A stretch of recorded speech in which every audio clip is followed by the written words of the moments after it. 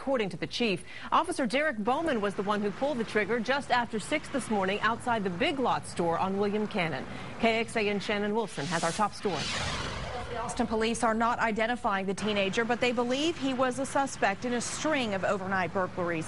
Chief Art Acevedo says he has seen video from 2 patrol car cameras that captured the incident and show why the officer used deadly force. Yeah.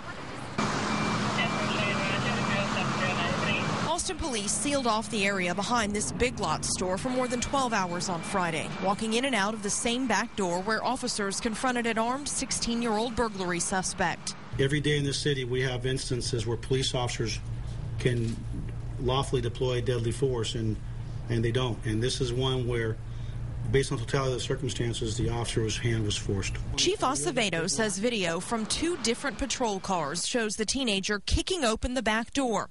The officer orders him to show his hands, but instead, Acevedo says the suspect raised a loaded revolver and pointed it directly at the officer. When he turned and raised it on the officer, the suspect was not able to get rounds off. Officer Derek Bowman, a 3.5-year veteran of the department, initially told investigators the teenager fired at least 2 rounds from a .38. But further investigation revealed the gun had never been fired. The officer is shaken by this, and the officer is going to have quite a time to kind of come to terms with what happened here. It's the second time an APD officer has shot an armed suspect in less than a week, and that has the attention of the police union, already concerned about a spike in violent crime. We're hoping that this is just a spike and not a trend coming up. Police spent hours looking for a second suspect and tracked down a 19-year-old not far from the scene.